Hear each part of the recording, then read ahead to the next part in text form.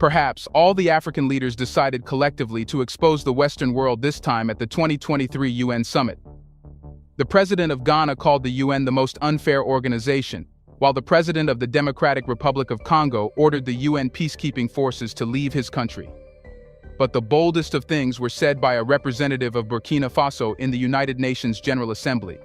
On behalf of the beloved leader in Burkina Faso, Captain Ibrahim Traoré, the world was told about what the West is trying to do currently.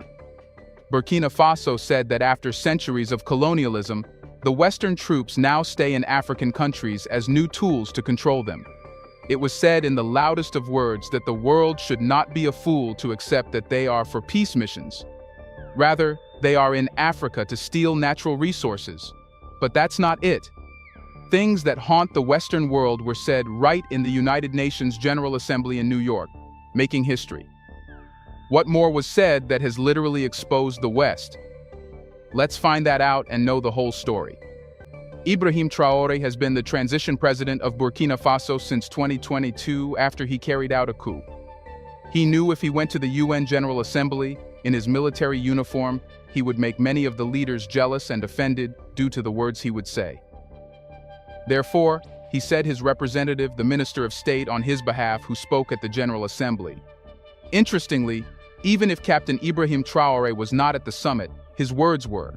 Everything the representative said was actually written by Ibrahim Traoré, and that's why they made the Western leaders sweat. The Minister of State of Burkina Faso started his address by remembering the greatest leaders like Che Guevara of Argentina, Martin Luther King and Malcolm X of the USA, Nelson Mandela of South Africa, Jomo Kenyatta of Kenya, Amilcar Cabral of Guinea-Bissau, and Captain Thomas Isidore Noel Sankara of Burkina Faso. He said that all of these greatest leaders were assassinated because they spoke for their oppressed populations. They were either executed, assassinated, imprisoned, or poisoned. Their only crime was representing the aspirations of their suffering communities, which endured violence, rape, oppression, and plunder. He said that he would not use fancy words, but a straightforward approach to tell the truth.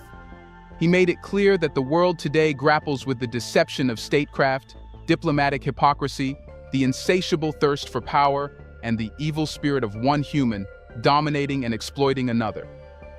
Everyone knew who he was referring to. When every Western leader expected the Minister of State of Burkina Faso to talk about the so-called better world, he talked about the grim realities. He said that each year, speeches brimming with promises and commitments are heard, yet the gap between words and actions concerning the UN Charter's principles, justice, equality, dignity, integrity, self-determination, state sovereignty, territorial inviolability, and adherence to international law continues to widen. He said that this becomes glaringly evident in the tragic events unfolding in Libya, the Sahel region, and the Russia-Ukraine crisis. Libya, devastated by catastrophic flooding, witnessed the loss of thousands of lives. Nations rushed to offer condolences and solidarity, projecting an image of unity in defending these values. He said that, however, intellectual honesty and moral conscience demand sincere apologies to the Libyan people. Collective or individual complicity, whether through past inaction or active collusion, in supporting those responsible for Libya's man-made disaster, looting, and the assassination of its leader, Colonel Muammar Gaddafi, on October 20, 2011, is undeniable. If Libya was left to thrive and the US had not decided to invade and kill its leader, the story would have been different today. Unfortunately, Niger walks a perilous path, mirroring Libya's tragedy, revealing that international relations are tainted by ruthless diplomacy, devoid of conscience, morality, dignity, integrity, justice, or peace.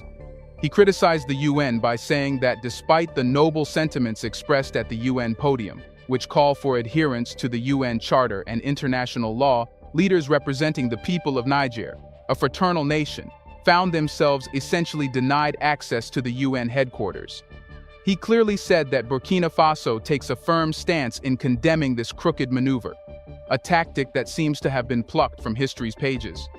The root of such actions lies in the erosion of fundamental values, crucial for nurturing a harmonious society. He continued and said that the United Nations must remain impenetrable to manipulation by any nation. In saying this, he exposed the fact that the UN has been used as an instrument in the past by powerful nations like the US to disturb world peace. He acknowledged that unfortunately, a small group of people in the African continent have opted to subject it to humiliation through their reckless governance.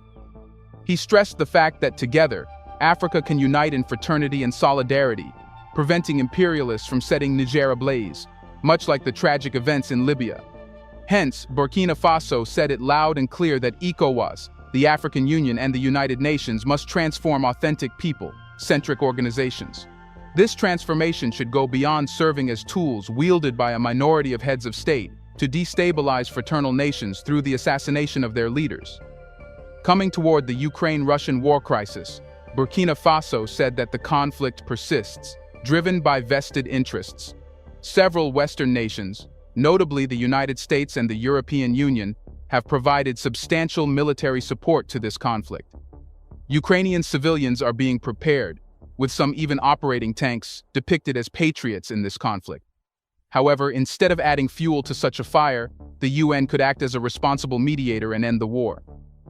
Exposing the true intention of the West, he said that much like the earlier conflict, Mali, Nigeria, and Burkina Faso grapple with wars imposed upon them under the guise of combating terrorism, resulting in widespread terror and destruction. Despite the principles of equality and justice glorified in the United Nations Charter and the frequent references to international law within this forum, a glaring disparity emerges in addressing these distinct issues. Take, for instance, Burkina Faso, where civilian populations face deadly incursions and monstrous terrorist attacks.